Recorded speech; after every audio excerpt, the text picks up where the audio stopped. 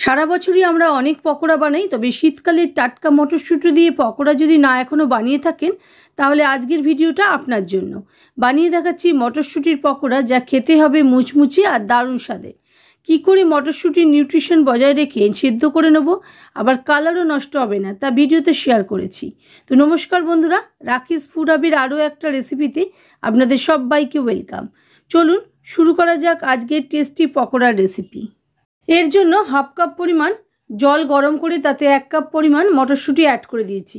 মটরশুঁটি সেদ্ধ হতে একেবারেই সময় লাগে না, সেই কারণে খুব অল্প করে জল অ্যাড করলাম, যাতে মটরশুঁটি সেদ্ধ হতে হতে পুরো জলটা মরে যায়। মানে মটরশুঁটির নিউট্রিশনটা যে আছে সেটা পুরোপুরি আমরা ইউজ করব, জলটা আমরা ফেলে দেবো না, সেই কারণে করে নিয়েছি। আবার দেখুন জলটাও মরে গেছে আর মটরশুঁটি পুরো ভালো মতো সিদ্ধও হয়ে গেছে।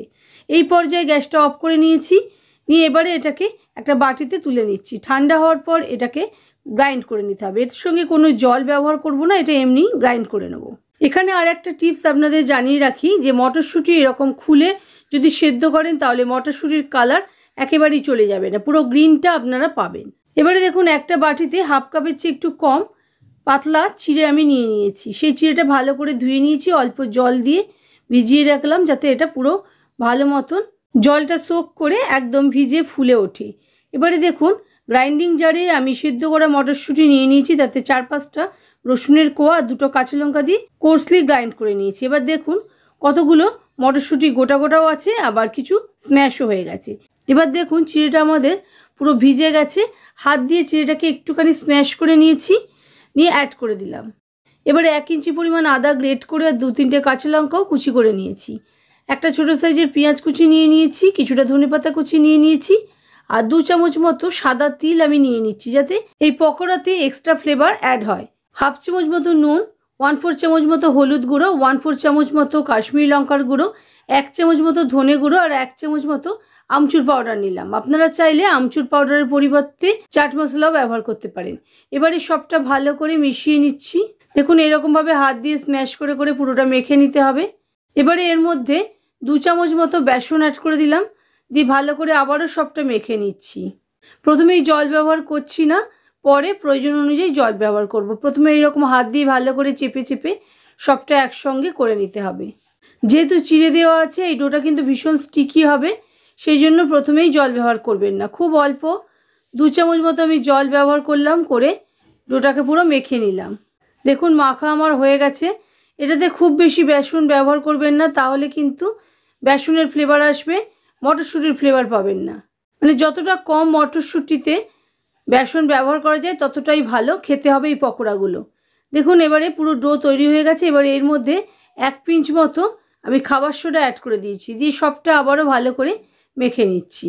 খুব ভালো করে মিশিয়ে নিতে হবে, যাতে পকোড়াগুলো আমাদের ভীষণ ফোলা ফোলা হয় আর ভেতর পর্যন্ত রান্না হয়। এবারে হাতে অল্প করে একটু তেল নিয়ে নিয়েছি।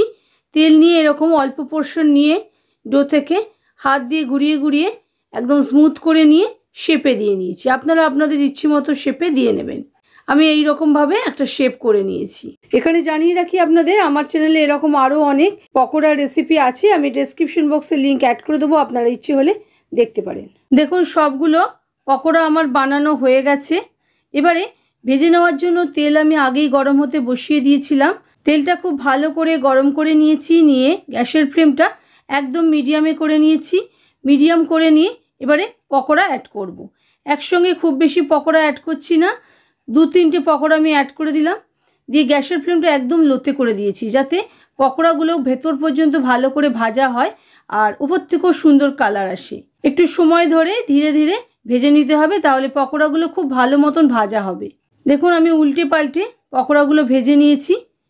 এবার এগুলোকে তুলে নেব। খুব বেশি লাল করছি না, যাতে পকোড়ার গ্রিন ব্যাপারটা একটু থাকে, সেই অনুযায়ী রেখেছি। এবার আপনারা যদি খুব বেশি লাল করে ভাজা করতে চান সেক্ষেত্রে সেটাও করে নিতে পারেন। আমি আরও এক ব্যাচ ভেজে আপনাদের দেখিয়ে দিচ্ছি। একইভাবে গ্যাসের ফ্লেমটা লোতে রেখে আমি সবগুলো ভেজে নিয়েছি। আর এই দ্বিতীয় ব্যাচ অ্যাড করার আগে আমি গ্যাসের ফ্লেম কিন্তু বাড়াইনি, লোতেই রেখেছি, কারণ তেলটা আমাদের খুব বেশি গরম ছিল। এবার দেখুন উল্টে পাল্টে ভেজে নেওয়ার পর আমি এগুলোকে তুলেও নিচ্ছি। আমার সব পকোড়াগুলি ভাজা হয়ে গেছে। এবারে আমি সার্ভ করে নিচ্ছি। আমি টমেটো কেচাপের সঙ্গে সার্ভ করেছি, তবে আপনারা চাইলে এমনিও খেতে পারেন। এটা ভীষণ খেতে টেস্টি হয় আর দারুণ লাগে খেতে। আশা করি বন্ধুরা আমার আজকের রেসিপি আপনাদের ভালো লেগেছে। যদি ভালো লাগে প্লিজ লাইক শেয়ার কমেন্ট করতে ভুলবেন না এবং আপনজন ও প্রিয়জনদের সঙ্গে ভিডিওটা প্রচুর শেয়ার করবেন। আর চ্যানেলে যদি নতুন বন্ধু হয়ে থাকেন তাহলে চ্যানেলটা অবশ্যই সাবস্ক্রাইব করে নিতে ভুলবেন না।